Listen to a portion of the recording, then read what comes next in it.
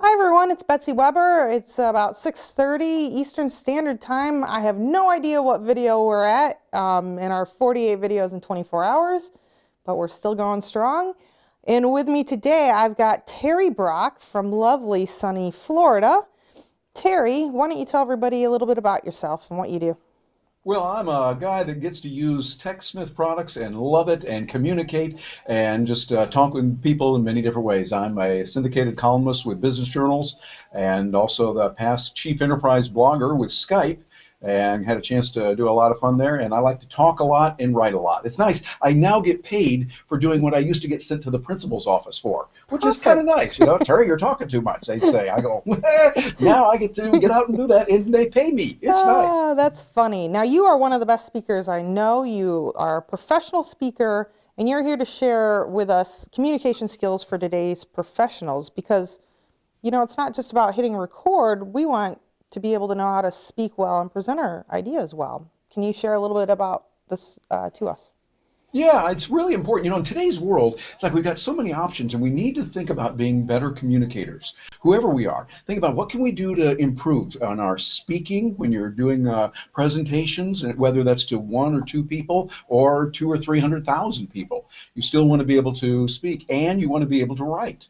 I find that being able to have good writing skills is really important. The more technology we get, those of us that are doing blogging find that it's really important to understand some of the principles of how to write, how to be a good journalist, be a good and bring in good journalism principles into blogging. And then I think even more so, and this is where TechSmith really sparkles, is knowing how to communicate on video. Because when you're on video, it's a different kind of environment than when you're speaking on radio, or if Right, you're just standing in front of a group, or if you're on a cloud, you're using your hands. I mean, if my hands like this, you can't see them now. right, But I bring them in here, and I have to make sure, oh, I understand this is more like TV. right. So I think we need to be well-rounded in our communication skills today. Well, and so many people have a fear of speaking, which goes along with videos and things like that as well. What can I do to get over? I'm not shy, but I'll talk to anyone. But a lot of people just have that fear of public speaking and making videos. You have some tips just to get over that hurdle and to get going. Yeah, first of all, understand that it's a real common thing. I mean, they say that the number one fear that Americans have is fear of public speaking. The second is dying. And I think the third would be if you had to speak at your own funeral. That'd really be Right, scary. Oh, wow. I don't know what we do. But I think that what you want to do is if you shift your mind, you can really do it. Most of the fear comes because your intrapersonal communication, the talk you have in your own head about you, right, is, oh, are they going to like me? Am I like? Do I look okay? Did I comb my hair right? I worry about that one a lot. And did I do this right? Did I do that right? And it's right. all about me. A good way to get over fear and to do a better job for the audience is focus on them. Okay. No, Sparky, it's not all about you. It's It's about not? them. Yeah, it's like we've got to look at what can we do to help them. And if you really shift your focus to helping them, and you do a lot of good, thorough preparation before Yeah. giving that I was going speech. to ask that to you. Like, before you even hit record, there's a lot of things you should think about. What are some of the things you try and think about before you make a video or you go and do a talk?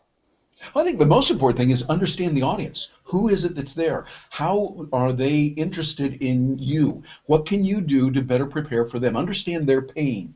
What Right. is it that they're going through? Like, for instance, just a couple of weeks ago, I was speaking to a group of people that do a lot of installation with heating, ventilation, air Mm. conditioning. Wonderful people that keep us cool here in Florida and keep you warm there in Michigan. Oh, yes. Very important. And so I was looking at the kind of things they're going through and the issues that they're facing, and then relate the technology to how they can use it, so that they can then come out and they can be able to do training videos. They would be able to use the right technology like a Camtasia Studio or Camtasia for Mac, and be able to get out there and use those in the right way, get snapshots with Snagit and be able to say, here's what your compressor looks like and here's where the wires are. So target their needs first. And then one of the things I'm doing now is before I do a presentation where I might fly somewhere and speak, I'm doing a Google Plus Hangout or maybe a GoTo meeting or Skype Hmm. video beforehand. I particularly like to do that because then we can send it out to all of their members literally around the world. We do the presentation then a little bit later, and then after that, do yet another one as a follow-up to reinforce it. So it's really all about them. And after you do that, any kind of fear that might be there is dissipated. And the fear is something, it's natural. I've Right. worked with a lot of people that are some of the most famous speakers in the world, just in the National Speakers Association, and being there with the Hall of Fame speakers and seeing them. And really, everyone has a little bit of fear, and that's Right. not a problem. What you want to do is you want to direct it in the right way. Make sure that you do the job, be professional, and always focus on the needs of the audience and what they're looking for. Right. And does practice make perfect? I've heard that. I kind of like what Harvey Mackay says about that. Practice makes perfect is something you'll hear. Not quite true. No. Perfect practice makes perfect.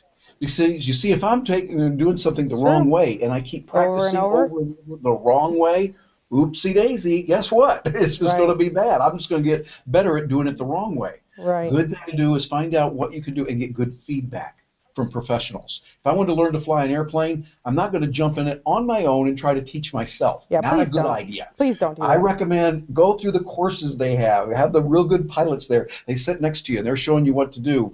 Make sure that you get the perfect practice, and that will make perfect. All right. So what are some good resources for people who want to improve their speaking and things like that, and to make better videos? Where do you go to look for information if you're just now wanting to do this? Fortunately, today we're alive and we've got this wonderful resource called YouTube. And I love YouTube for so much education. You want to learn how to give a speech. Type that in the YouTube search box. You're going to find 100 bazillion, and I think that's the exact number, 100 bazillion videos out there on how to do that. And that, so get help that way. Great organizations like Toastmasters help Yes. people to really learn what to do. I'm not a member of it, but I really respect what they're doing. Yep. I'm a member of the National Speakers Association, and I found that has helped a lot for those that are speaking and want to move it to another level. And I find that when the videos, the beautiful part of this today is you can do your video, record yourself on Camtasia Studio, and if it doesn't work out just right, not a problem. We Right. have a nice little key called delete, Right. and I use it a lot. Bam, get Yeah. that thing I out of use there. it a lot for practice and then to see how long my presentation is. A lot of people, they're given a slot, like you have 15 minutes to speak, and their 15 minutes are up and they're just on slide 2 or they're just getting started. So I use it for practice and timing, and I can look at my gestures and see what I'm doing right and wrong. That's So excellent, Betsy. Yeah, that's a real good way to do it because recording yourself is good. And then here's the painful part, but it's very important.